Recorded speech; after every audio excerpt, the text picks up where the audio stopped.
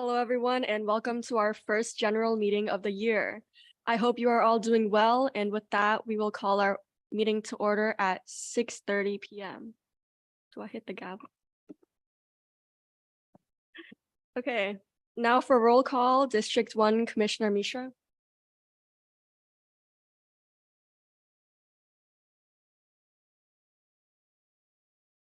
Here. District 2, Commissioner Pradeep Kumar.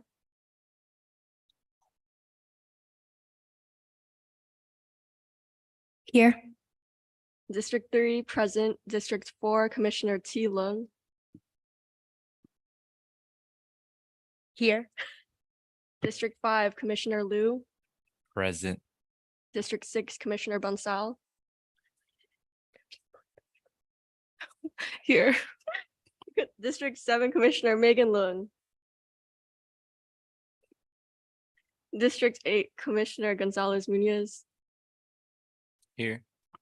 District 9, Commissioner Singh. Here. District 10, Commissioner Mascarenas. Oh, here. Citywide Commissioner Janapati. Here. All right, and we have quorum. Moving on to item 1, our consent calendar includes the agenda for today, the meeting minutes and attendance of May 22nd, 2023, August 13th meeting minutes and attendance, our new project proposal form, and this year's work plan and bylaws. Is there any discussion?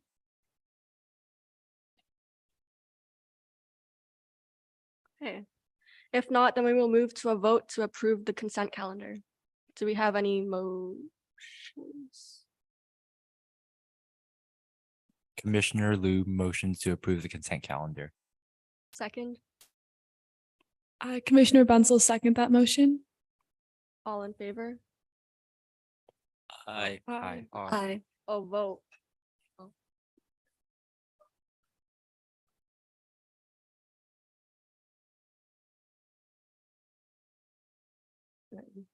Oh, okay. Then moving on to item 3, public record. No correspondence has been received, so we will move on to open forum. Are there any members of the public who wish to comment on an item not on today's agenda? Please make sure to adhere to the conduct policy for our public meeting.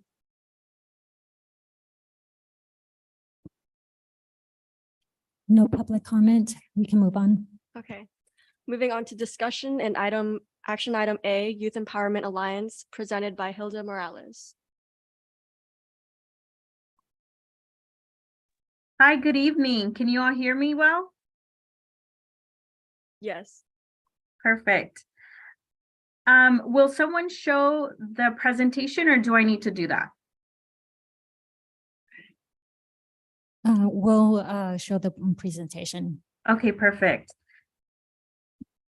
Well, good evening. My name is Hilda Morales. I am the Community Services Supervisor for Project Hope. Next slide, please. So Project Hope is a resident engagement program here in the city of San Jose. We aim to support residents in building neighborhood associations and creating safer and cleaner and engaged communities. Next slide, please. So what is Project Hope? Project Hope has 4 goals. The first one is to create sustainable organized group of community leaders, to provide support for safer and cleaner environments, to have informed residents who access city services, and to create partnerships or foster partnerships that assist in sustaining efforts. Before we even begin to do any of these things, it is very important that we take into consideration how equity, trust, dignity, and respect play out in a community. The benefit of our program is that we use all of these guiding principles as the foundation to the relationships that we're able to build in each of these communities. Next slide, please. So how do we do this work? This work started in 2016 in the Cadillac Winchester neighborhood. At the time, Vice Mayor Jones created a pilot that would engage the residents there to create a neighborhood association and mobilize the residents in order to be able to obtain city services. So how did we do that? We began with the staff planning. Our staff we hand selected the staff that were going to be in this area, and we began to mobilize the community. And that was through events, through activities where residents would come out and start to wonder, what are these people doing here, creating these events, and how is this going to impact me as a resident? It was in that stage where we began to show people how to do what it is that we were doing. Once we started hosting events and we would see familiar faces, we would target those residents to see if they were interested or if they had any interest in being more involved in their communities. And with our luck, we were able to find a board. So in 2016, the Cadillac Winchester started a board in a place where it had never been an idea before. Once that happened, we put all those residents through a neighborhood association academy, where they learned everything from bylaws to organizing, outreach, conducting meetings, and outreaching to different stakeholders. Shortly after, we began to implement everything that they had learned in their academy, and they were able to sustain their association. Currently, we're in the phase of sustainability, which means that our hope is that the association is able to function on their own with limited backbone support from Project Hope. Next slide, please. So as you can see, Project Hope is a citywide initiative. We are currently in 9 neighborhoods, and you are able to see there we're in District 1, 2, 8, 10, 5, 7, 5, and 3. There's the District 3 that has 2 neighborhoods, which is the Genie and the Washington. All of these neighborhoods have established neighborhood associations and are working towards their goal of self-sustainability. Next slide, please. So why am I here today? So I am here today because in the 3 years that I've been working for Project Hope, it has become very evident that we cannot do this work alone, us as staff, but also the neighborhoods as neighborhood associations. In the past 6 months, we have been able to work with a variety of youth from all of these neighborhoods that have been able to share with us how important it is to have that youth voice be present at the table. This past summer, we hosted 20 youth through our Project Hope Youth Ambassador Program, where we were able to have them engage with other students from their neighborhood and increase vaccinations for COVID-19. And it was in this process and some other events that we were able to see that the connection between the Youth Commission and the boards can be very, very fruitful. So how are some ways that you all can be engaged in Project Hope neighborhood associations? One is by participating and or attending some of the neighborhood association meetings. Shortly, I will show you a calendar of when those take place.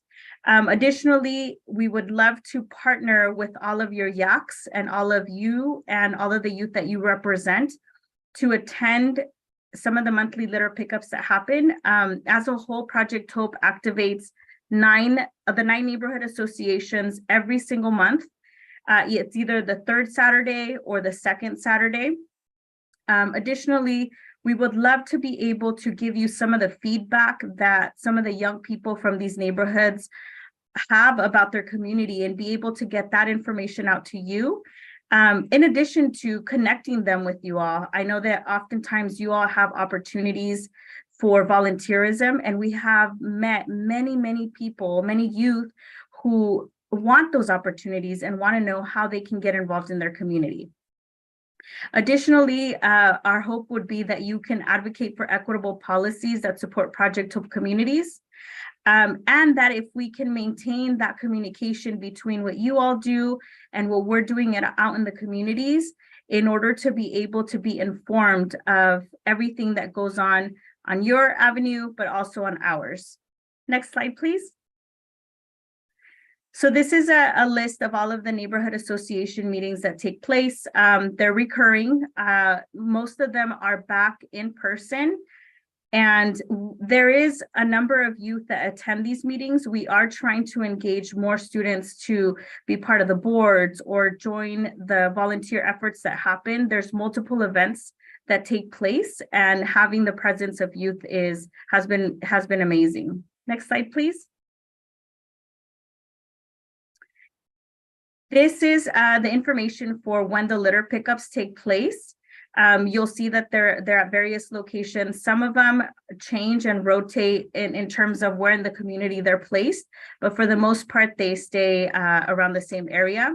Any of these litter pickups can host anywhere from 15 to 50 youth. Most recently, our Cadillac Winchester area has been bringing in a lot of students from Del Mar. And so if any of these areas are areas where you all would find value in getting input or feedback or enrolling volunteers from youth, this would definitely be events or a venue for you all to consider. Next slide, please. So the last thing I want to mention is we are currently in the process of putting on a safe summit for the city of San Jose, and we really need your help in order to spread the word out to all the young people in the community. There's two ways that we would need your support. One is for you to register yourself and promote the Safe Community Summit, or also if any of you are interested in hosting a resource table to promote the Youth Commission or potential volunteer opportunities that you currently have. There is also a resource table that will take place. Currently, we're thinking about 500 people will join this event, so it would be a great way to get the word out. Next slide, please.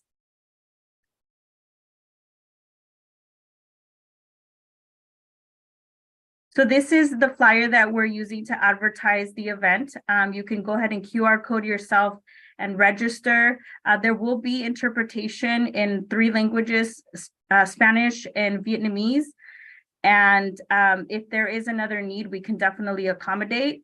Again, if you are interested in having a table to share about the great work that the Youth Commission does, we are able to accommodate that as well.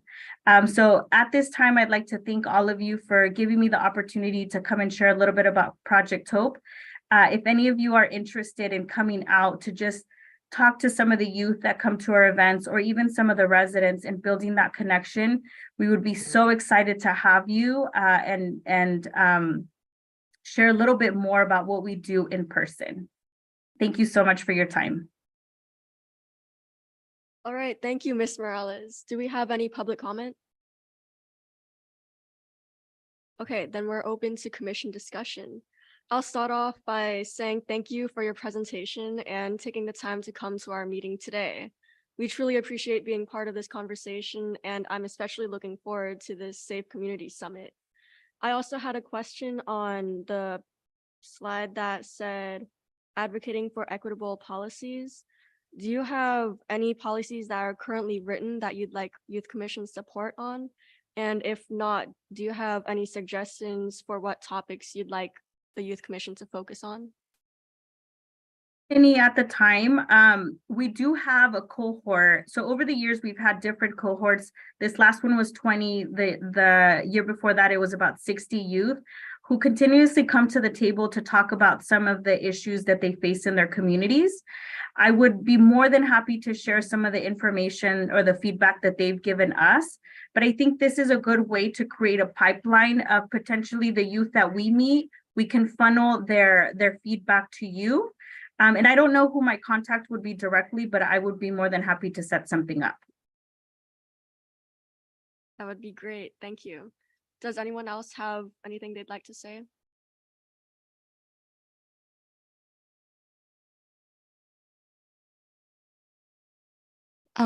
This is District 7 Youth Commissioner Megan Luong. I had a question, just so I know how to better promote the event. What sort of safety issues or solutions would youth be interested about learning at the Safe Community Summit? Sure. So we do have a youth-focused track and an adult track, but people are able to enter into whichever workshops they have. We will have a total of 8 tracks that will take place twice during the day. So the first session starts at 10:15 and then we'll repeat again at 11:30. But there's items such as culture, the impacts of trauma, the impacts or parenting, how to get involved in your community, just topics like that. If you actually register, or if you click on the QR code, the whole description of all the workshops that will take place that day will be showcased on there. All right, anyone else? Okay, if not, then we will move on. Thank you again, Ms. Morales, for your presentation. Thank you so much. Now we're moving on to item B, the Youth Liberation Movement.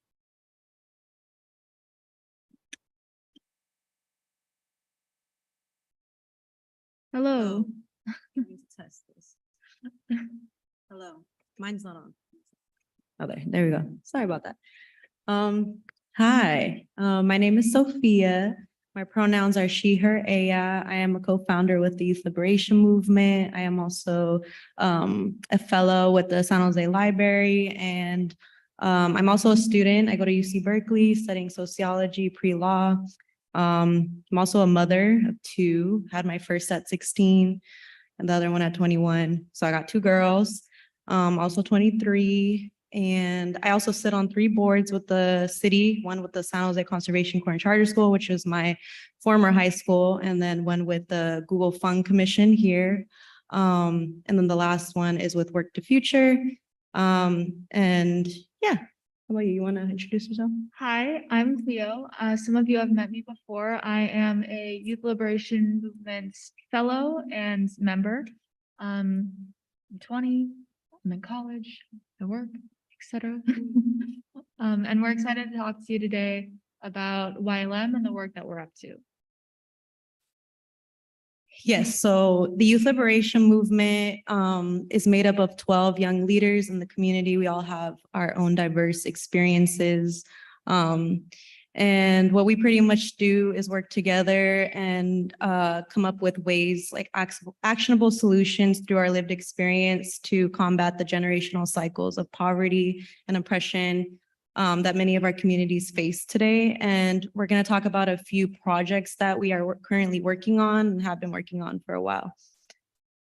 So 3 of these actionable solutions that YLM has come up with so far is the Bill of Rights, which I'm sure some of you have heard of, the Youth Forum 2.0, and the AMP Summit. So to start off with, the Bill of Rights for Children and Young Adults for Santa Clara County.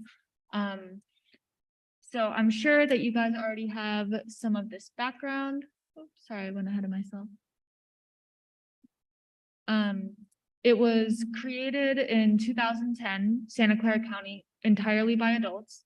And just in January of this year, we published the updated Bill of Rights for Children and Young Adults, which was led by young adults, which was created entirely by young adults and young people of lower ages. I think the youngest was 13, the oldest was 25, and they came from very diverse backgrounds. We got input from about 250 young people from across the county. And so the final document was very representative of young people in the county's stated needs. And I'm sure you guys know about this. The Youth Commission, you guys, brought this to the city council not that long ago, and they approved it. So the city of San Jose has officially adopted this Bill of Rights, which is so awesome. Thank you all for doing that. And this is not an incomplete list, but this is most of them so far of the adopters of the Bill of Rights. So we've got City of San Jose on there. You guys inspired the city of Sunnyvale to adopt it as well, including a bunch of important offices like the Santa Clara County Board of Supervisors, Santa Clara County Office of Education, and lots of different nonprofits, over 100 individuals who all have weight behind their names, who all have responsibilities, and they've agreed that this is a document. These are values that they prescribe to. They believe in this. So this is really important because the more names that are behind this, the more power we have to upholds this document and the values that we hold. So with all of this momentum behind the Bill of Rights, we figured we should do something with this. We should take action as soon as possible. So we surveyed over 100 young people about which issues that they had mentioned that they felt were the most important to them and their peer success. And as you can see, mental health won out above anything else, which makes a lot of sense. So we decided to do a project based around youth mental health and the youth mental health crisis. So what we came up with was to do a sort of research project. We would identify a few problems around mental health. We would narrow down exactly what those problems were. Right now, we're working on a lack of education around mental health and a lack of meaningful and healthy relationships in young people's lives. We call them developmental relationships, particularly with adults. So those are the ones that we're working on. We're also working on narrowing down our target populations, what our strategy should be. Is it a program? Is it policy? And we're doing research into other areas who have implemented successful solutions to improve youth mental health. And we're figuring out how we can adapt those to this context to really make those solutions work for our young people. So that's what we're doing right now. We're doing some research around it, and we'll have a few solutions around mental health, hopefully by October. And once we have those, we may come to you and ask you if you can help get them implemented. We don't know what they are yet, but once we know, we will have some asks. There we go. The other thing you can do in the meantime is get more people to sign on to the Bill of Rights. Like I said, the more people who sign on, the more people we can get to help with whatever things we need to uphold the Bill of Rights. So if you could get your school to sign on, if you could get your school district to sign on, even just your principal or some teachers, any other youth groups or any other organizations that you're a part of or you think should be a part of this. And this is really useful for students and young people in general, because say if you get your school or your school district to sign on, if there is an injustice in the school that you feel needs to be taken seriously, if there is something that you feel is lacking in your education, you can go to them and say, you have said that we should have these rights. We're saying that these are lacking, and here's what we want you to do about it. It's a very powerful tool. So the more adults you can get to sign on to this, the more power there is for young people. So that's what I encourage you all to do in the meantime. And if you need any help with that, feel free to contact me. Megan Malloy has my contact information. And I would love you guys to get involved in whatever way you can. The next project we're going to be talking about that we're working on right now is the Youth Forum. We had a 1.0, and that one kind of started out as just connecting young people in a space with other adults that have the actual power to change things. And so we connect with people in the school districts, people in policy, people in the nonprofit world, and we have discussions around the issues that young people face and kind of teach them what's going on. And so right now, Youth Forum 2.0, we're kind of gearing towards more of the actionable solutions. Prior to this, what we got to do is do a lot of participatory research to present to the adults. So part of the YLM members got the opportunity to facilitate focus groups where we paid young people to come and share their lived experiences with us. I personally got to facilitate 3. One of them was with the nonprofit organization called Shine Together, which is an organization that serves young mothers. And it was actually the first organization that served me when I was 16. So it was really great to come back and gather some data from the newer generation of young moms.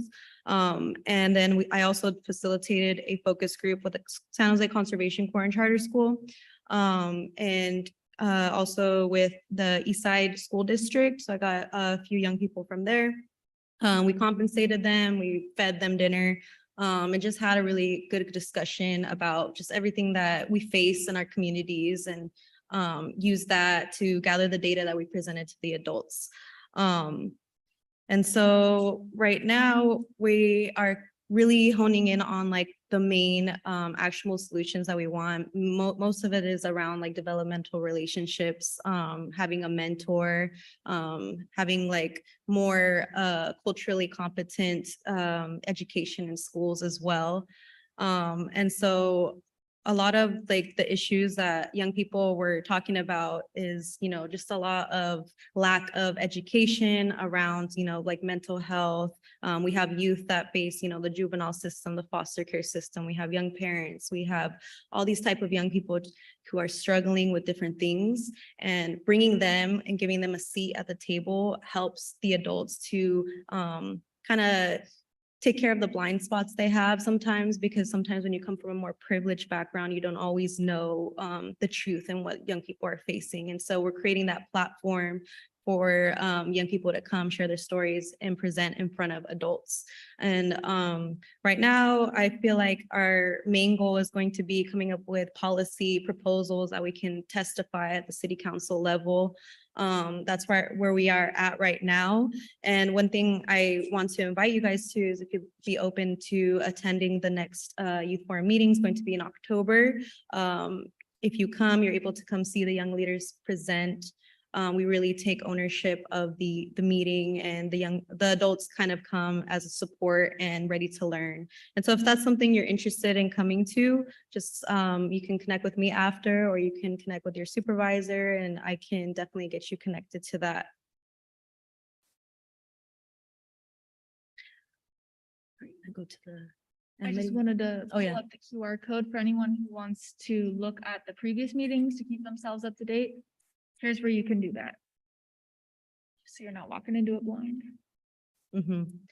And the final project that we want to share with you guys is our Amity Summit. So this is going to be a fully youth-led run or event that's going to be hosted at Mission College. We plan to serve at least 100 young people at this event.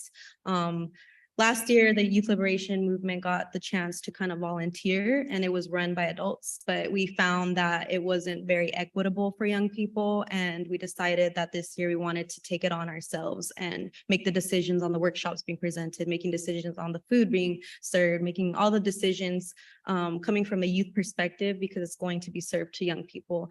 And so the way that we've been designing the Amity Youth Summit is we've created design days where we bring other young people from the community to come and have these really fun meetings where we collaborate and we talk about what kind of workshops do you guys want to see, what kind of events or activities you guys want to do. And so it's been a really great and effective way to really understand what young people want to see at this event. And this is going to be held in September, so very, very soon. We do urge you to share this event as well. Some of the workshops that we decided are going to be like happening is going to be like financial literacy, deep self-reflection, financial aid, scholarships, how to build youth power. And then we also have another choice where you can go to financial literacy, which is like going to be kind of different. So there's going to be like two, it's like learning about credit or also learning about like just savings and stuff like that. So right now we're choosing two different routes for financial literacy based on like what people's interested in. And then we also have learning about healthy relationships. And then we have learning about how to apply for Medi-Cal, CalWORKs and benefits. And then lastly, the grassroots organizing, where we're going to kind of help teach young people how to organize and do it from the ground up. So those were some of the workshops that we're currently working on, bringing in people from the community to come and conduct those workshops. And then lastly, what was important was an opportunity fair. So unlike resource fairs where people come and table and they share their resource, we wanted to make it something where we could really offer an opportunity and not just kind of like handouts where people have a harder time to enroll in something or apply to something. You're not sure even if they're going to get the resource or not. We really wanted to make it effective, so we called it an opportunity fair. So we're only inviting people who have actual opportunities that are open and that can really match a young person that very day. And so some examples of community partners that will be coming out are Alcove, which is a mental health organization. We also have Shine Together, which is an organization that helps young moms that I talked about earlier. And we have In and Out. Do you have a little bit about that one? In and Out is a really good employer. They pay pretty well. Their employees are treated pretty well. And it's really hard for young people to find well-paying entry-level positions. So In and Out is something that a lot of young people recommend as a first-time job. Yes, thank you for that. So yeah, so that's pretty much our plan for the event. For the dates and details, you can to the next slide. It's gonna be on September 30th from 9 a.m. to 4:30 p.m. We have a QR code there if you'd like to register. And yeah, it'll be hosted by the Youth Liberation Movement. And the audience is going to be young people, but also adult allies who are interested in supporting young people.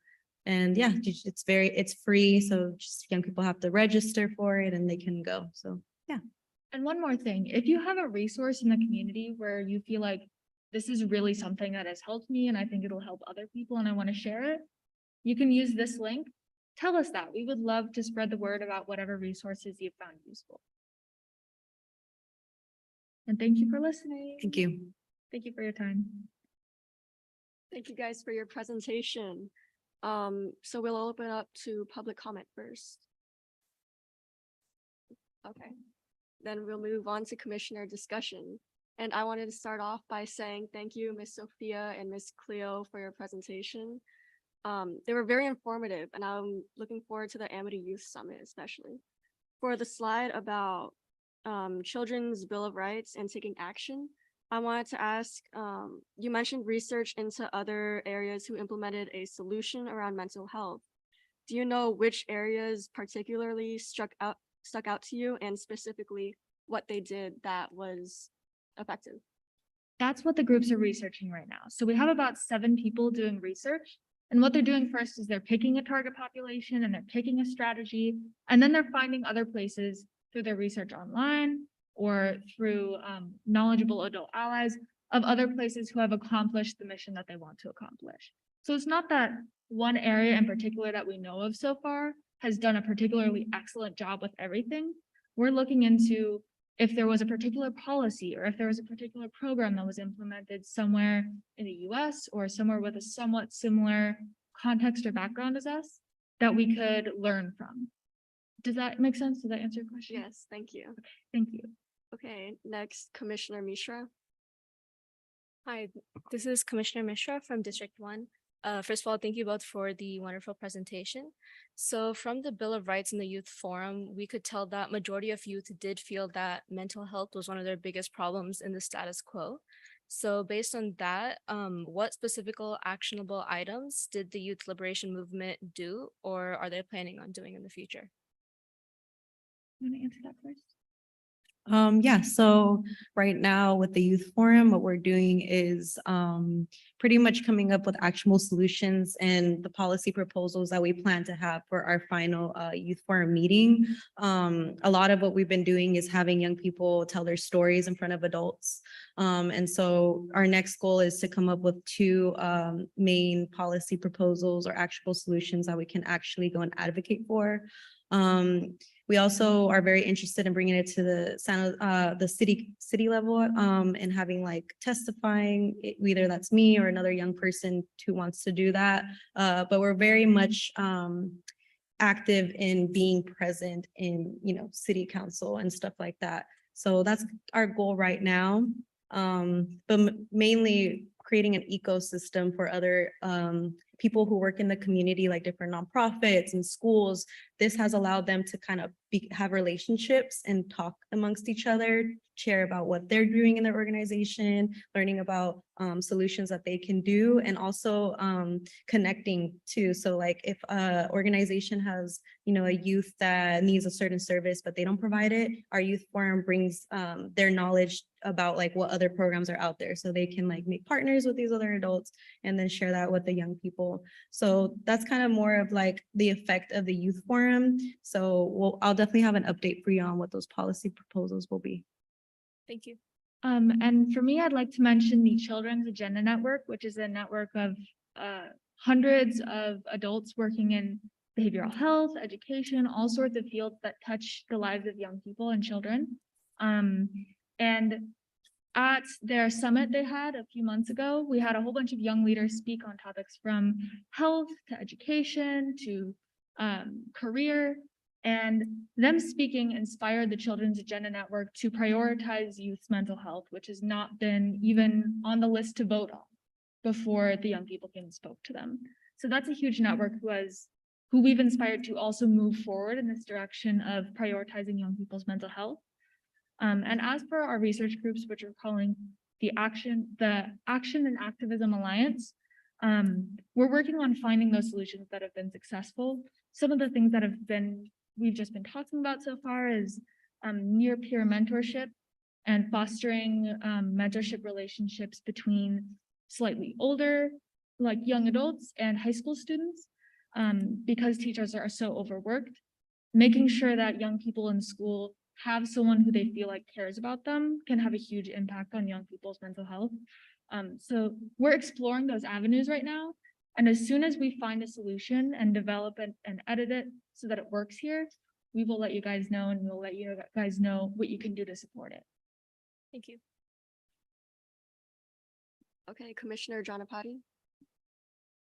Yeah, so I actually just wanted to thank both of you for giving us this wonderful presentation today. And it's really wonderful to see change makers like both of you carrying out this work and then even going into the field and to verify your results. So I think to that end, we're all very grateful for the work that you do, and we're looking forward to hearing more from you. Thank you. Thank you. Commissioner Loon. This is kind of building off the last question too, and sort of more aimed towards Ms. Sophia. But what are things that cities and schools and even us as youth can do to, I guess, help support teen moms or raise awareness about teen pregnancy based off your experience and your expertise? Raising awareness on teen pregnancy, is that what you said? Yeah, or just like Um, supporting teen moms and teen parents. I think, what are you asking about, like prevention or resources for young moms? Kind of both. Okay, well, I think that it first starts with education. For my personal experience, I'll just be straight up, like my parents didn't really talk to me about like sex or anything like that. And they didn't really guide me, I guess. So I feel like what young people really need is like proper education on like healthy relationships. I personally dealt with a very abusive relationship very young. And I feel like if maybe schools had more education on what healthy relationships and boundaries are, that's a good start, or even just starting the conversation and providing a space for young people to feel safe when sharing things, because a lot of the problems come from just us hiding it. And so I think if we were able to create some type of point in schools where, you know, like young people can go and like have circle talks and stuff like that, like, and just like have times to share, or like counselors that actually care, because I feel like our schools have counselors that are not really focused on personal things and more so just academic. And that doesn't make it like helpful for young people. And so I feel like if we were just to start, you know, bringing up the conversation and not making it seem like, you know, a stigma, it would be a good start. I think another thing too is helping to bring young people empowerment and being able to advocate in their schools. The YWCA actually does this thing called Tea Club, where they promote grassroots organizing in their schools for young people to advocate on like what healthy relationships are and teaching the students about that. And so I think young people leading is a really effective way to also connect to young people, like not just hearing it from adults, but having like, you know, people like Liberation Movement or other young groups out there, because there's other youth-led groups as well, to come and like speak at schools and things like that. And yeah, make it okay to talk about. So yeah. Thank you for sharing, and thank you both for the presentation. Thank you. All right, does anyone else have anything to add? Commissioner Loon. Yes, so this is Commissioner Long from District 7. Thank you. That's Commissioner Janapati has said, thank you for bringing these opportunities to youth. I can already think of a couple organizations I would love to connect to these summits. One thing I would like to ask is about your outreach strategies, how effective they have been in engaging youth, and particularly how I can add upon existing outreach strategies. Sorry, what was that one word? You said particularly how to blank outreach strategies. What was that? Particularly how I can add upon existing outreach strategies. Yes. At least in my experience with the Bill of Rights, giving people food really helps. It's really difficult to get people to take surveys, especially because people are busy, they're on the go, they're going to class. Surveys are kind of annoying, but they're really important. Data is really important. We had bags of snacks that we would hand out to people, and honestly, it was really convincing. Another thing is collecting demographic data can be a little bit uncomfortable, but it's really important to understand so that you know whether or not you've been successful in collecting a diverse set of data. So those are the two main things I would say. It's really difficult to access young people through programs. It takes a really long time. Sometimes supervisors or allies take a while to respond to emails. And even then you may get a small group of young people. If you need help doing outreach, I'd be more than happy to connect you with anyone I know. But those are the main strategies that have worked. Going out to places where young people are, offering them food in exchange for surveys, it helps. For you, Sophia? Making it just like personable. Sometimes it's good to like let them know why you're doing the survey, like where is it going towards, why you're even interested in advocacy, because that helps to like make people feel more open to sharing more because they know where the insight they're bringing is going to go towards. If sometimes they feel more motivated if they think it's going towards a positive change, and will be more willing to be open about like their experiences as well.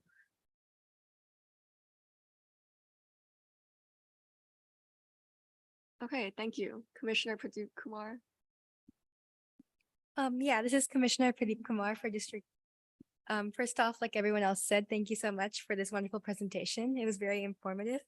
I was just curious, on the survey for taking action on the Bill of Rights, other than mental health, the two most important items, I guess, were education and housing. Has the youth liberation movement, I guess, taken any action upon these two specifically as well? Yeah, currently a part of like my fellowship, which is the College and Career Pathways Fellowship with the San Jose Library. Something we're working on right now is kind of creating what the Youth Forum is doing, but more so focused on education. And so my supervisor actually here, Amanda, she works with me on this. We also have the Santa Clara County Office of Education as a partner. So the county and the city both working with young people to talk about education and thinking about like a new model of like something that can be adopted in schools, focused a lot on like self-discovery and learning like one's purpose. And a lot of that has to go with like understanding like what your values are, identifying what your values are, being able to use your story as your power and understanding that that's part of your identity and where you want to go in life. So right now we're currently working on that. We're bringing other young people to the table with lived experience as well. So I think that that's going to be a really effective way that we can create change. Once we are able to put the model together, we're definitely planning to advocate at the city level, of course, as well. And so hopefully that will get adopted, but we'll definitely update you on that. But just know that that's in process. Thank you. As for housing, we haven't done as much as I personally would like to have on housing. I hope that's something that we do more in the future, but what we have done so far is that we have rallied lots of young people to go to City Hall and advocate for various housing solutions, whether it be to advocate for more public housing, for more low-income housing, or for like there was Project Home Key in Santa Clara that would build interim housing for hundreds of families. We advocated for that as well. So it's been mostly political advocacy in terms of housing so far, but we'd like to get into other types of advocacy on housing. Thank you. Okay, thank you guys again.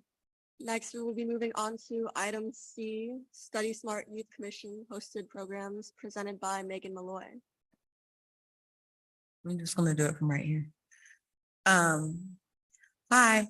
So as we had discussed previously, the Youth Commission will be hosting programs alongside one of our partners, Study Smart, with some of our American Rescue Plan funds. I've spoken to most of you already, but for those of you who are unaware, it is not going to be individual. It will be in pairs. I have already told you who your pair is. If you don't know, I'm going to tell you again right now. District 1 and District 6 will work together. District 2 and District 10 will work together.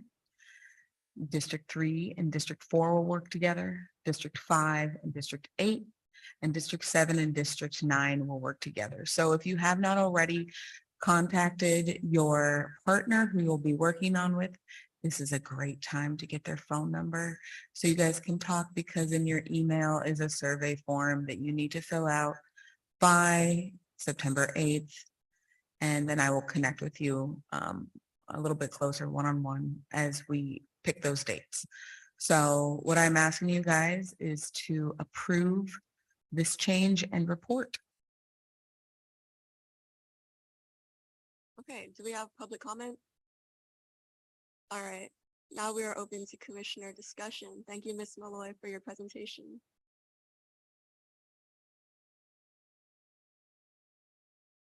Does anyone have anything to say? Okay, then we are opening it up to a vote to approve the Study Smart Youth Commission hosted programs.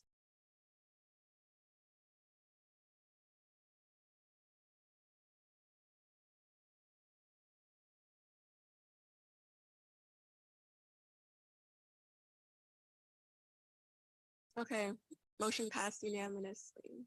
That motion going, yeah. Okay, now on to item D. We'll be discussing the formation of a survey ad hoc, which can contain no more than 5 commissioners. This survey committee will be picking up traditionally District 3's annual citywide survey and be turning it into the Youth Commission survey. The aim of this survey is to collect youth perspective about city departments, programs, and priorities, while opening up to a short response for potential policy ideas that address city issues. It will be the first step in our first objective in our work plan, which is the budget program. I'll ask Ms. Malloy to elaborate a little bit more about this. Yes, consider your participation in this ad hoc committee as participation on the committee that will help to prepare the recommendation for the youth participatory budget program. I'm here if you have questions. Okay, thank you. Now we'll move on to public comment. All right, then we'll open it up to commission discussion. Okay, great. Oh, Commissioner Loon.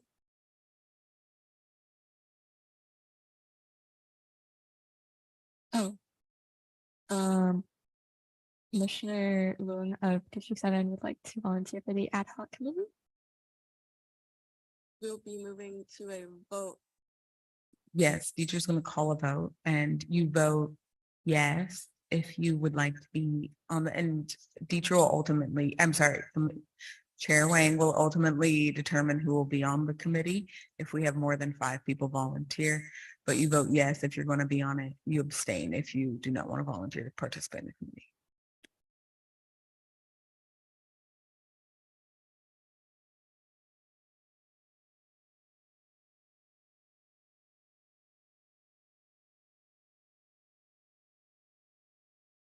Okay, so I think that was 6 people, but I didn't see who voted.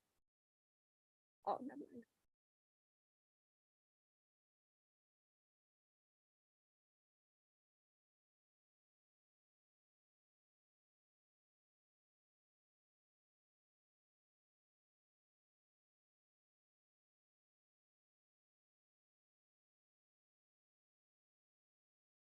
You can determine who you want to be in the ad hoc committee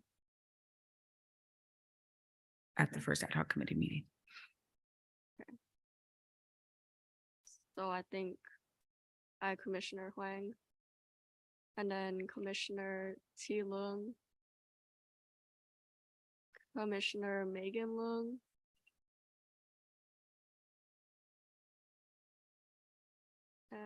Commissioner Singh and Commissioner Mishra.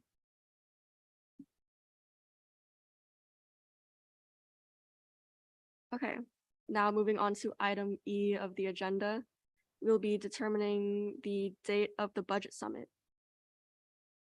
We're looking for the date to be early around December to January. Does anyone have suggestions? Or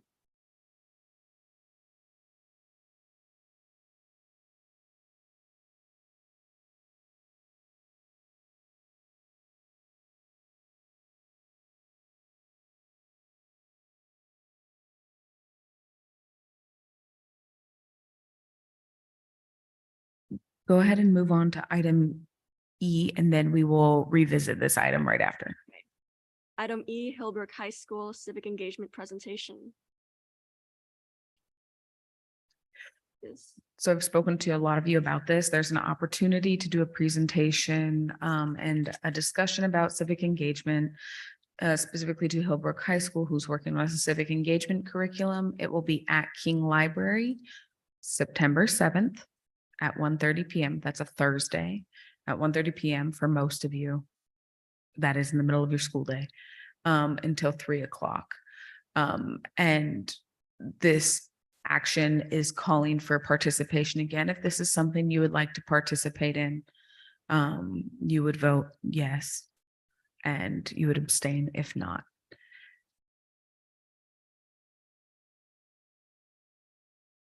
I can answer questions if you have any.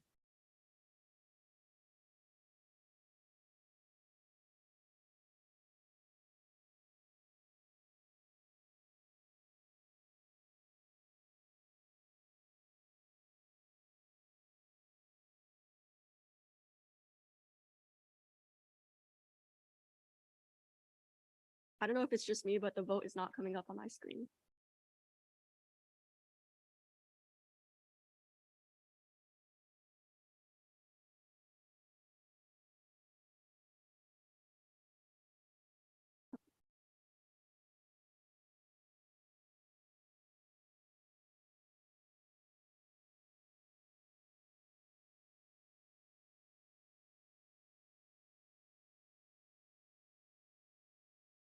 Okay, participating commissioners, Commissioner Huang, T. Leung, Amia Bansal, Megan Leung, and Vedant Janapati. I will contact you all after the meeting. Then we will move on to public comment. There's no one for public comment. Okay, commission discussion. We already took action. We can move on. Okay. Moving on to Neighborhood Services and Education Committee presentation. So this meeting will take place on Thursday, September 14th during the day around 1:30 PM. What we'll be doing here is presenting our work plan and goals for this year. Ms. Malloy, can you speak a little bit more? Yes, I can. So for the three of you that got a chance to speak last May, you sit in the box where Sophia and Cleo are, and you get to speak directly to the Neighborhood Services and Education Committee about the work plan that we developed at the retreat and you guys just approved today, and the goals that we have for the year. And then we will speak again when we've done all of our work at the end of the year in May. I don't have an answer yet. I'm trying to push it to be one of the last items on the agenda that day, but it is a Thursday, the 14th, in the middle of the day again, in the middle of your school day. It should be sometime after 2 o'clock is probably the latest I can tell you for sure. But if you would like a chance to sit, your council members who are a part of the Neighborhood Services Education Committee will be here to hear the report. So if that's something that you are interested in, please vote yes. If not, or you cannot, because I do know it is a school day, you can abstain. I'm here if you have questions.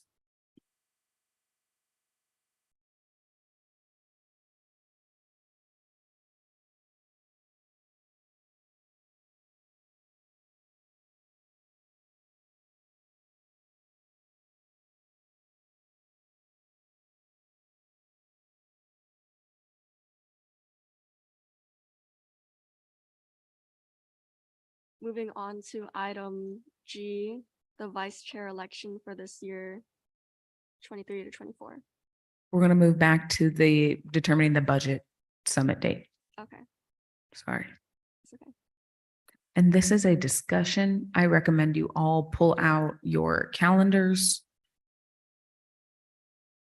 and look at dates and request to speak and suggesting the dates. Please, thank you.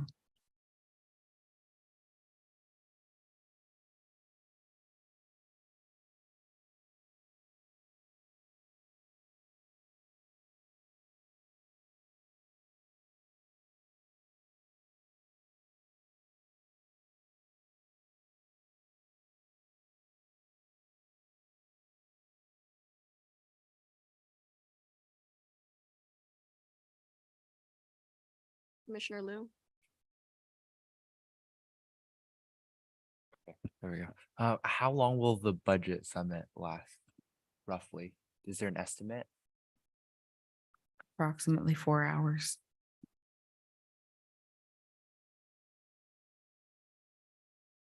Commissioner Tilung, In the past, have we held it on a weekend or like on a Friday evening? I think a weekend. A weekend. Okay. Last year, the budget summit was held in person in room 225 at King Library. It was on a Sunday. We, how many people did we have? Maybe around 20. Maybe around 20 total? Yeah. But it was only scheduled for 2 hours. About an hour of that is presentation done on behalf of you commissioners. And the other hour was discussion, and I think those of you that were there would agree it was not long enough. Commissioner Pradeep Kumar, Are there certain dates that are blocked off from the 2 months that we have to choose from? If you all can agree on one date, that would be the date, even if it's one that I had blocked off on that adorable calendar that I provided you all at the beginning of the year. But if you guys should just be cognizant of holidays. And then we need to make sure we can get the space. But it could be cool to host it somewhere. It doesn't have to be at King Library. You could host it at a community room, at a library branch, somewhere in the whole of the city of San Jose.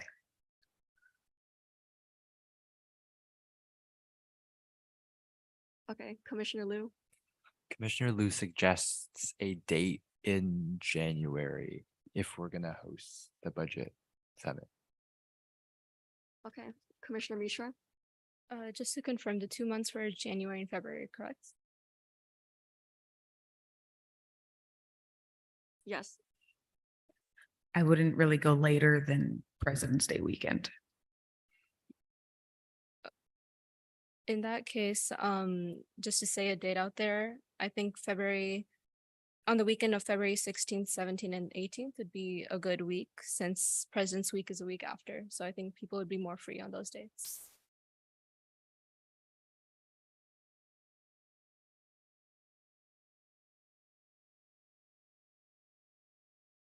I suggest maybe mid-January, the weekends 20 to 21st.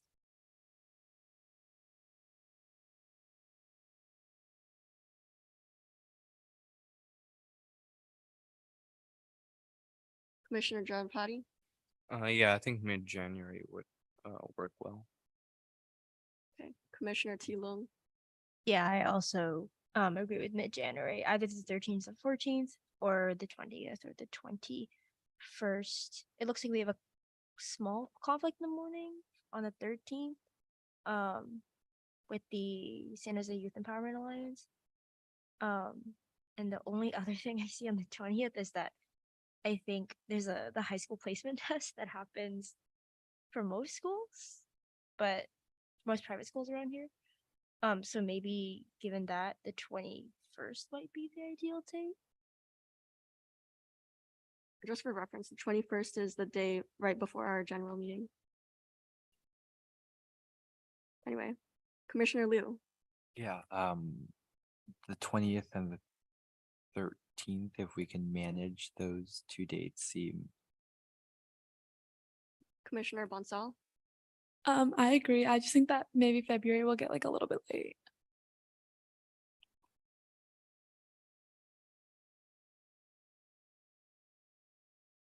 okay, so who agrees with January 20th?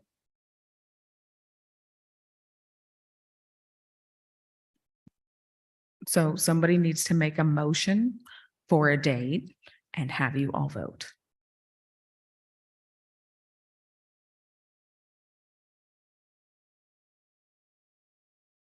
Commissioner Lung, Motion to set the date for January 14th.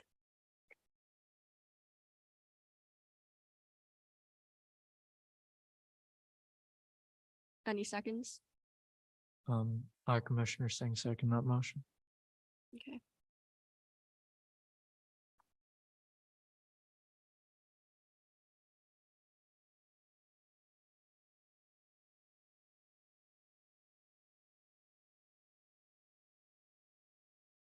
The vote's not coming up on the screen. The 15th is MLK Day. That's a holiday, just so you all know.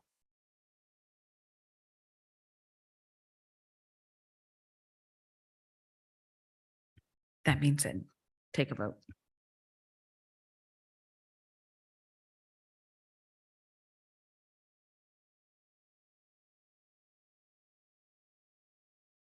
Okay, that's 5 for and 6 against. Does anyone else have recommendations?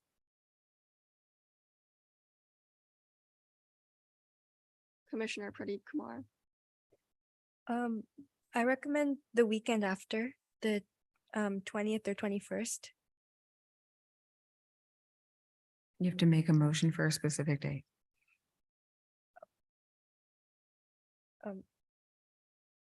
I motion for Sunday the 21st for a budget summit.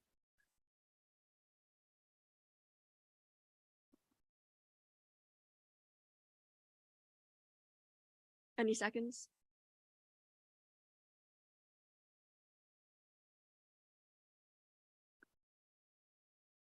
Commissioner Mishra seconds that motion.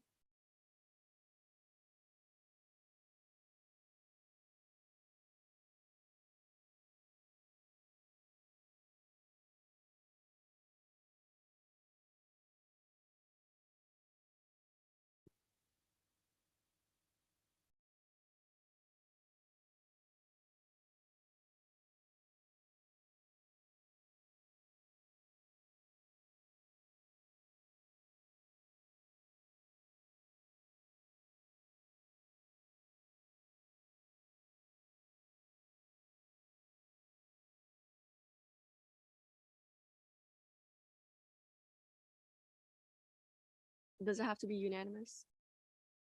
No, it's a majority. So that's 7 for, 3 against, and 1 abstain. So the motion passes. Okay, our budget summit will be January 21st.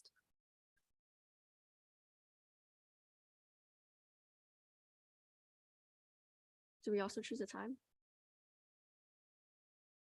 Okay. And then finally, vice chair elections. Item H. Nominations are now open.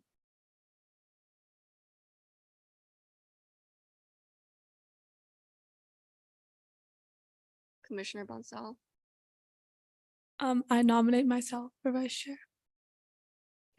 Commissioner Mascarenas. I nominate myself for vice chair. Any other nominations? All right, do we have a motion to close nominations? Commissioner Liu, Commissioner Liu moves to close nominations. any seconds? Commissioner Gonzalez seconds that motion. Okay. Now we'll move to a vote to close nominations. Yeah.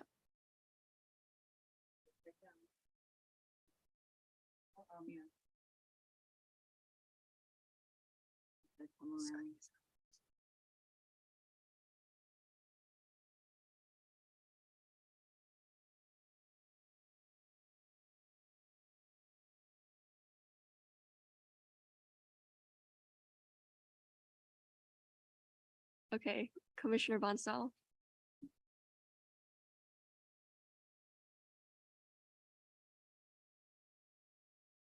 Okay, hi everybody. My name is Amia and I am the District 6 Youth Commissioner as well as the Communications Director.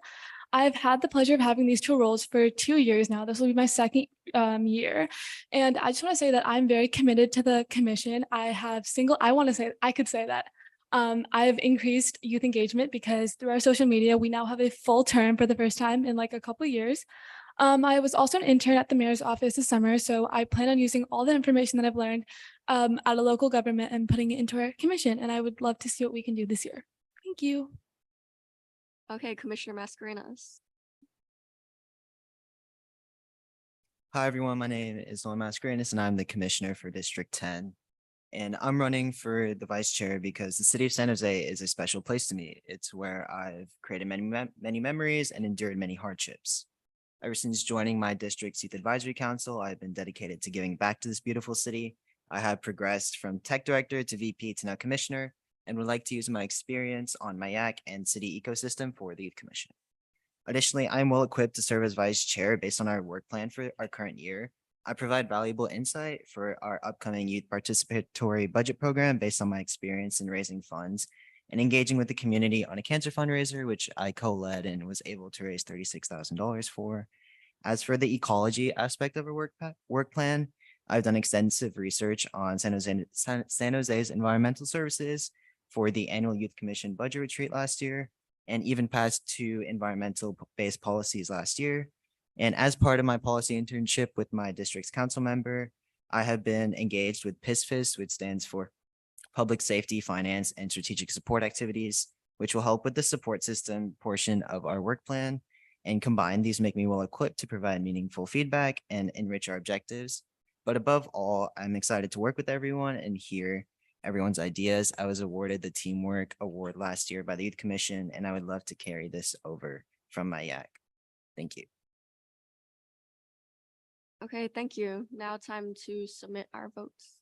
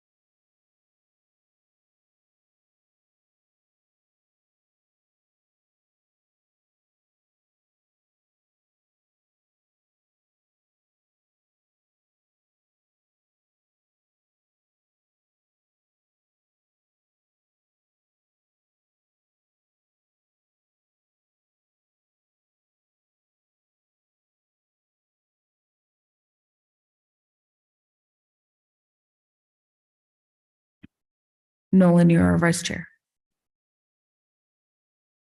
Okay, Nolan is our vice chair for this fiscal year. Congratulations. Do we have any public comment? Okay. Then we vote to approve the position of vice chair.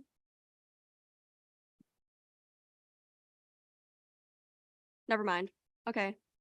Finally, we'll move on to item 6, reports and information only. First is the city manager's office by Ms. Laura Buzo.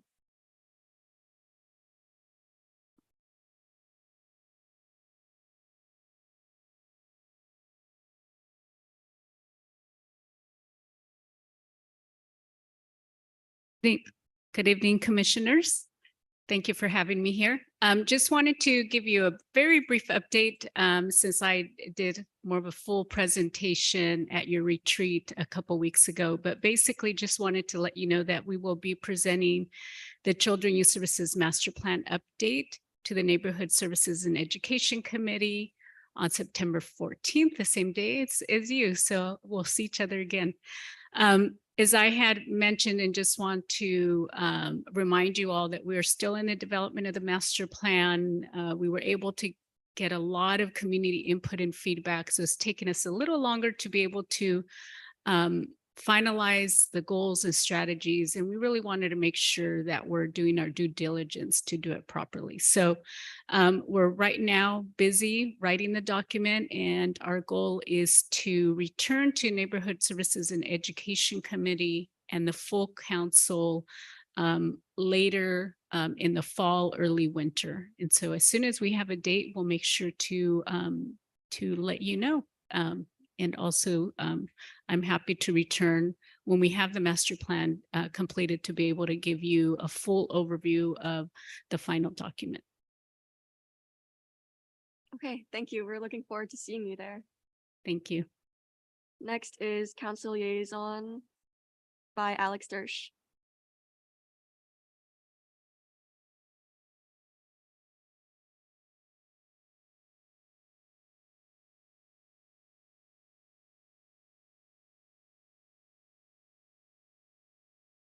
Good evening, Youth Commission. Nice to see all of you, people who I saw in May and new faces. I'm so glad you're all here.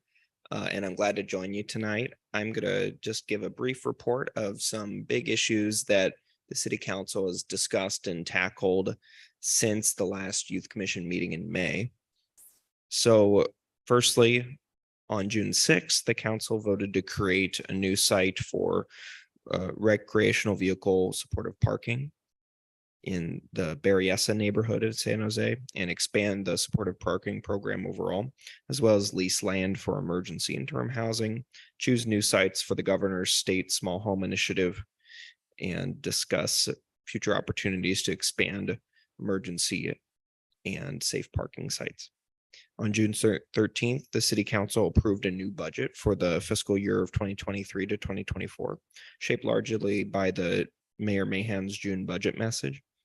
One critical item in there was that the council chose not to move forward with the mayor's proposed Measure E spending plan, which was an aspect of the budget that addressed the use of funds from Measure E dollars for designated affordable housing development and interim housing. On June 20th, the City Council adopted a new housing element of the city's general plan to enact new strategies to meet the state of California's requirements for the city for expanding housing production and opportunities to meet the city's housing needs.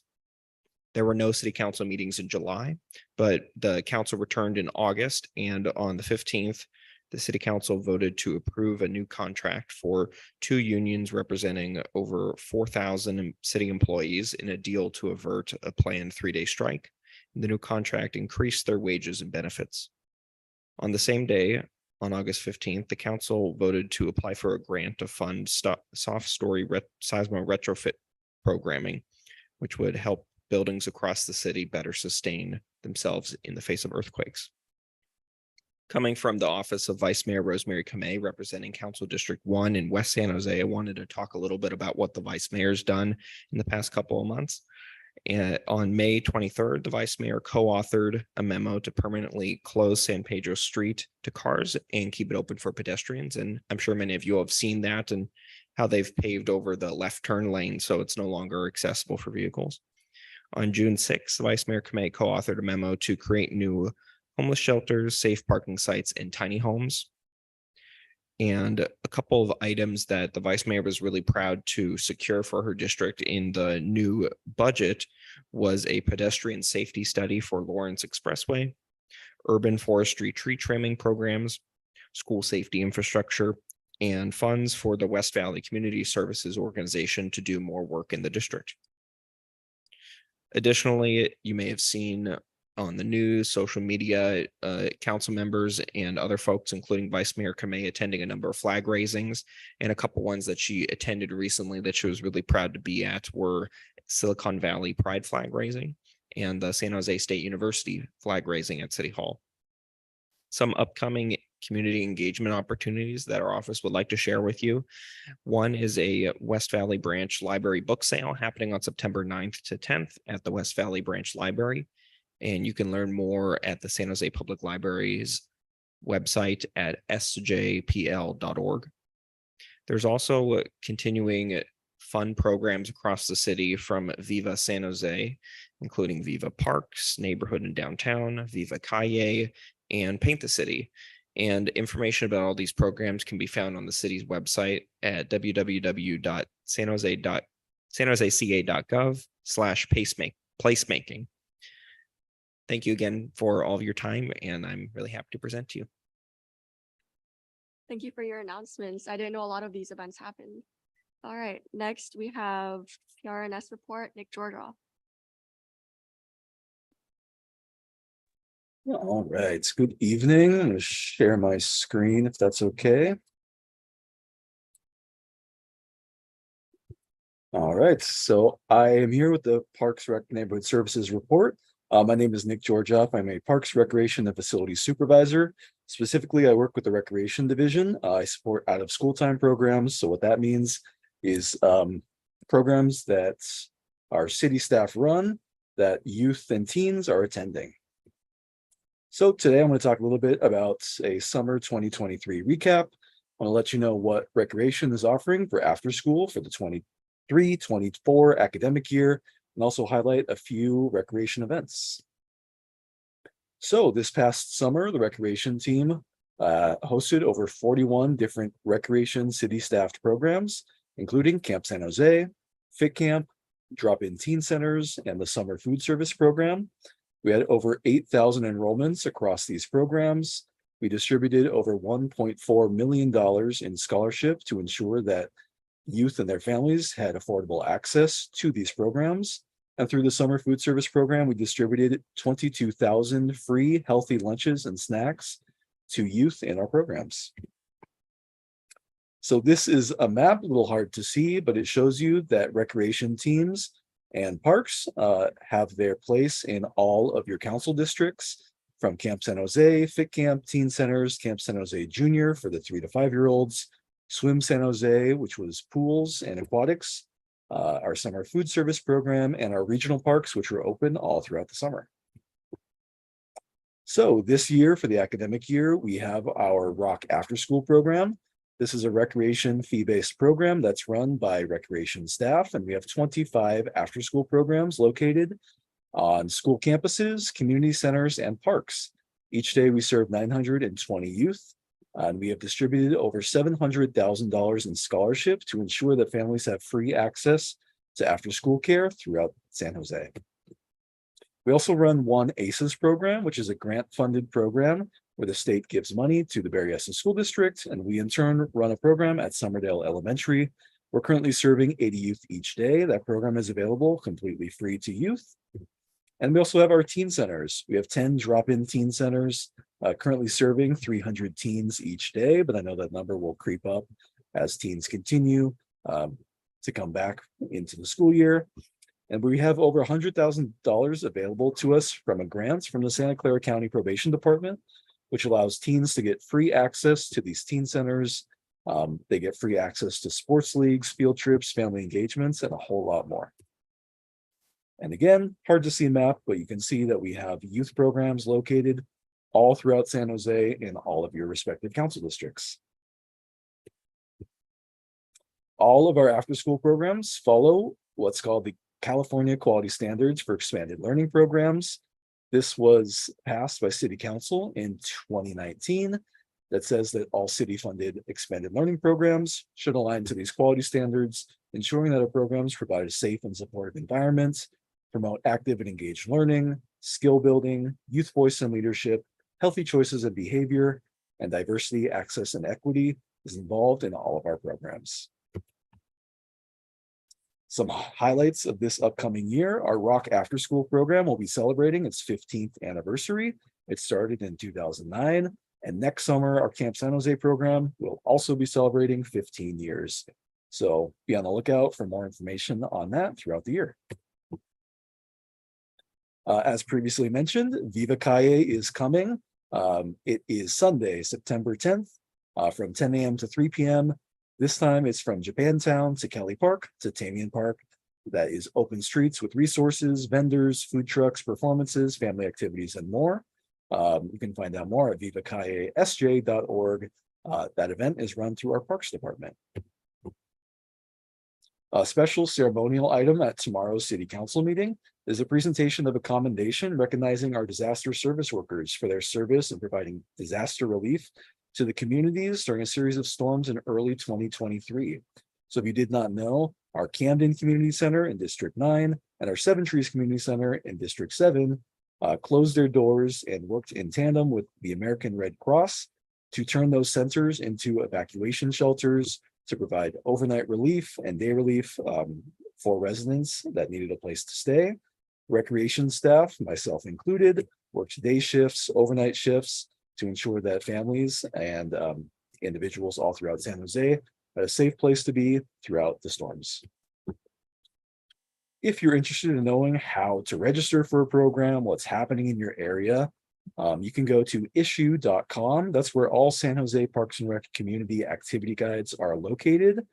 There should be one for each one of your respective council districts based on their community center hubs. Here's an example of our fall 2023 activity guides. You can also find all of our camps and classes on sjregistration.com. So there's a specific park, community center, location, a type of class that you're interested from 0 all the way up. You can find those on sjreg.com. We also have scholarships available for all of our camps and classes. You can apply to a scholarship in person at one of our 10 hub community centers. Those applications are available in English, Spanish, Vietnamese, and traditional Chinese. Funding is, the requests are subject to available funding and qualifications. So there may be scholarships still available for fall. Our winter programs will open up in November. I'll hopefully have some updates for you during upcoming Youth Commission meetings. And all of that said, please make sure to follow PRNS social media for more information. This is where you can find out everything that I talked about and much, much more. Thank you so much. Thank you for your presentation. I'm glad a lot of these events over summer went really, really well. Moving on to Ms. Michelle Ornat for the San Jose Public Library report. Good evening, everybody. I'm Michelle Ornat, the Deputy Director of Public Services for San Jose Public Library. The library also had a successful year with successful summer programs, and two of which I want to highlight. The first is summer learning. Between June 1st and July 31st this summer, more than 10,700 residents registered for the summer learning program, with more than 3,600 people completing the overall challenge. That means that readers logged more than 128,000 total titles and 4 million total minutes read. All participants under the age of 18 received a free book as well as fun registration prizes, and 125 readers from all categories won grand prizes, which included things like wireless headphones, coding and robot backpack, coding and drawing robots, and backpacks with school supplies. In addition, the 15th annual graphic novel making contest ended on Sunday, July 31st. This year, we had 158 entries submitted from 161 participants. These entries were judged by SJPL staff and volunteers, and the winners will be announced live at this year's award ceremony, which is taking place at the Seven Trees Community Center on Saturday, September 9th at 2 p.m. All age group winners will receive a prize box, and all the participants will also receive a participation prize. In just a couple weeks, we are proud to be hosting, in partnership with San Jose State University, The World on the Move, 250,000 Years of Human Migration. This is an exhibit that will be at the Dr. Martin Luther King Jr. Library from September 11th through October 20th. This exhibit explores humanity's journey across the world with interactive displays. The exhibit is free and for all ages. The King Library is only one of 15 libraries to feature this exhibit, nationwide, which was developed by the American Anthropological Association, together with the Smithsonian Center for Folklife and Cultural Heritage, as well as Smithsonian exhibits. It is administered by the American Library Association's Public Programs Office. Also coming this fall is our Fall into Fiction short story contest. Writers of all ages are invited to enter our short story contest during the month of September, and the entries will be published on our short edition portal, which is the publishing platform, and also available to print via our short story dispensers.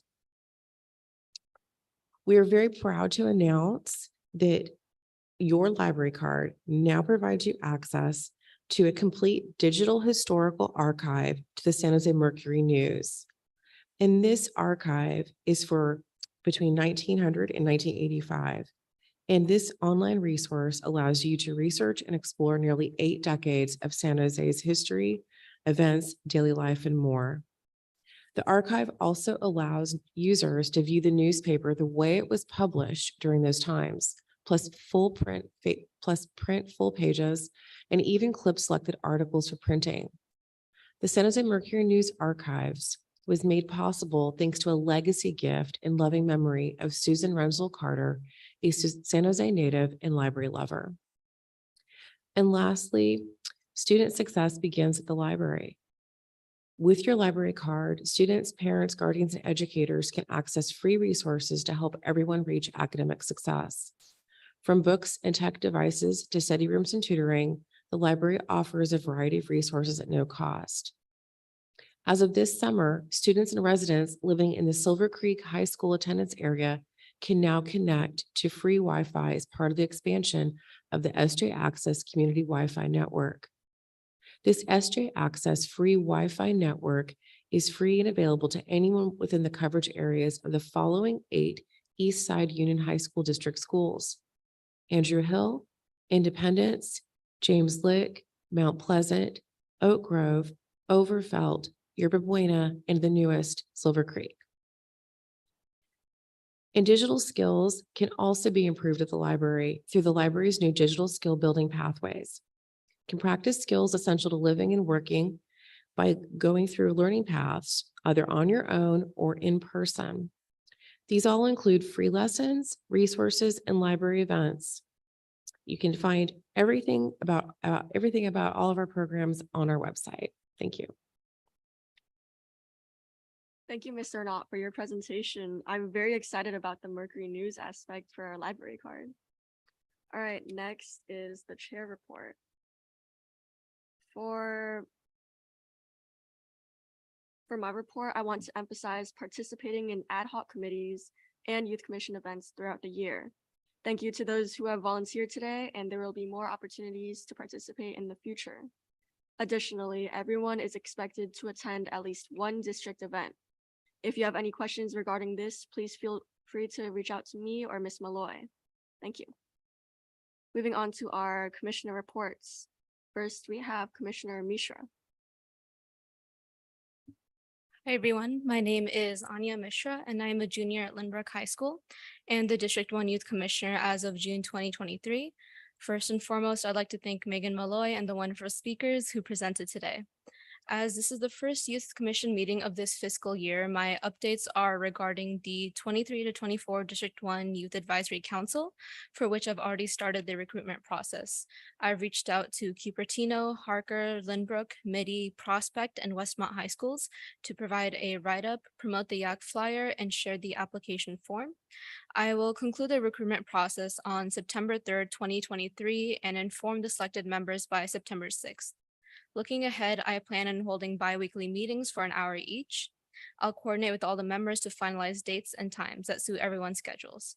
The first meeting is tentatively set for September 9th, and during this meeting, I'll delve into City Council basics, introduce policymaking, and more. That's all. Thank you very much. Thank you. Next is Commissioner Pradeep Kumar. This is Commissioner Pradeep Kumar for District 2. Similar to the Commissioner for District 1, I've been a commissioner since June 2023. And my updates are also regarding my Youth Advisory Council. On my to-do list are to reach out to the administrators of the schools in my district. And I will possibly complete the recruitment process by mid-September. And yeah, those are my updates. Thank you. Next up is me. For my district update, we are just starting our new year. So the first meeting will be on September 6th. I plan on expanding my YAC, holding the YAC executive board election, working on our fiscal year work plan, delivering updates regarding our district specific events, and beginning our project proposal for our annual policy summit. Next is Commissioner T. Lung.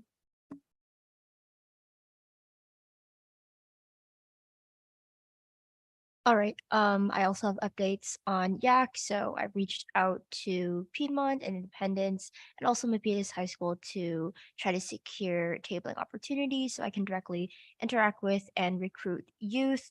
I'm planning to get my YAC started late September or very, very early October, the latest, with bi-weekly 1-hour meetings. And aside from YAC updates, I've also been working with our district's office to plan some events, including a Mid-Autumn Festival that's happening at the end of September, which would be great if you guys are free to join. And that's it for me. Thank you. Commissioner Liu. Yeah, so as District 5 gets back in the groove of serving District 5 youth, we've hosted our first Youth Advisory Council meeting, which was at Hillview Library, and in close collaboration with our council members. District 5 has also worked closely to partner with the council member's office on a lot of really cool initiatives. And like District 4, specifically in District 5, we are planning a Mid-Autumn Festival for October 7th for District 5 community members. And then furthermore, there are work plans that we are working on as a district, and that includes, enhancing civic engagement through local events and initiatives, along with policy research that is relevant to local issues in the community. That's it from District 5. Thank you. District 6, Commissioner Bansal. We're just starting recruitment because it's a new year. And then also as a communications director, we're starting to ramp up our Instagram and our TikTok and just social media platforms in general. So far it's just mostly YAC recruitment and social media. Commissioner Megan Lung.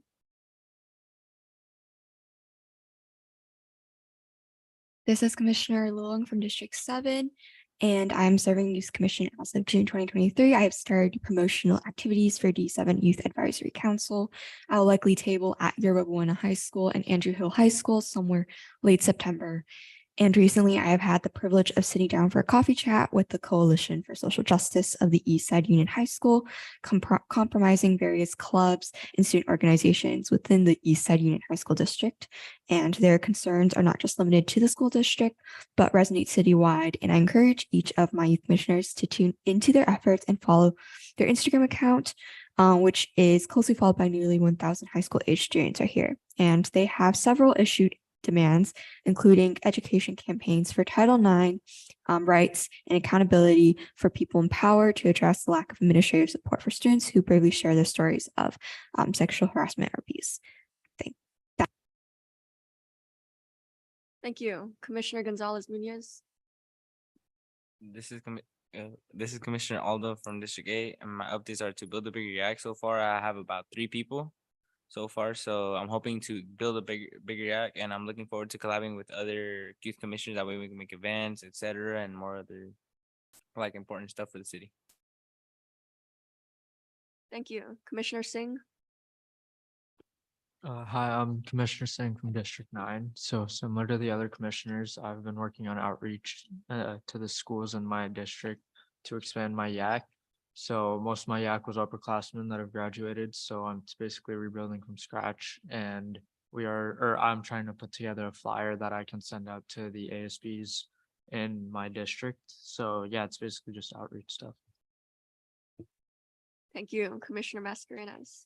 Yeah, so mainly we've transitioned into meetings as of the past 2 weeks. We've had two general meetings just going over like the policy committee and the tech committee, and we've also just gone over like general city structure and the intricacies of the D10 YLC and sort of like what we want to achieve, what our goals are, how we're going to achieve them, and just how the overall structure will be. We've already received over double-digit applications, so we have over 10 members right now.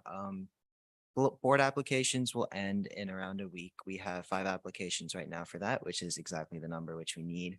As for outreach, I've reached out to around 5 schools so far. I've received back an email from 3 of them, and I'm working on publishing a flyer in my school's newsletter. And we will have our first in-person meeting in 2 weeks, but until then, the first Thursday of every month for us, we'll have an in-person meeting, and then just every Thursday, that's not the first Thursday of the month, we'll host like a 30-minute Zoom session. So that's our plan. Thank you. Commissioner Janapati. Yeah, thank you, Chair. So I'm Commissioner Janapati, the citywide commissioner. So this year's main goal for my position is oak restoration. So in May, I passed a policy to restore oaks in parks across the city. And I've decided on 3 parks so far: the St. James Park, Kelly Park, and the Almaden Quicksilver Park. So if you are commissioners in districts that include these parks, I will be very grateful if I can get your support, whether it's through volunteering or advertising. And in addition, the planting will be taking place in December. So from now till December, I will be reaching out to the Parks and Rec Department and Public Works for necessary permits. Thank you. All right, thank you, everyone. Now we'll be moving on to item 7, items for future commission meeting agendas. If anyone has anything they'd like to announce that's going to be on future agendas, feel free to do so now.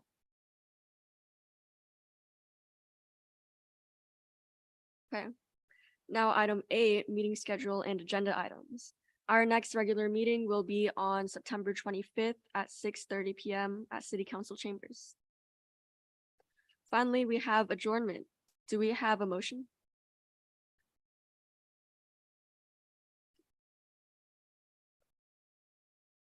Commissioner Singh, motion to adjourn this meeting. Any seconds? Commissioner Tilung seconds that motion.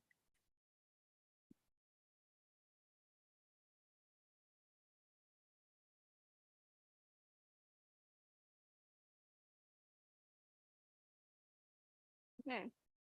The meeting is adjourned at 8:07 p.m.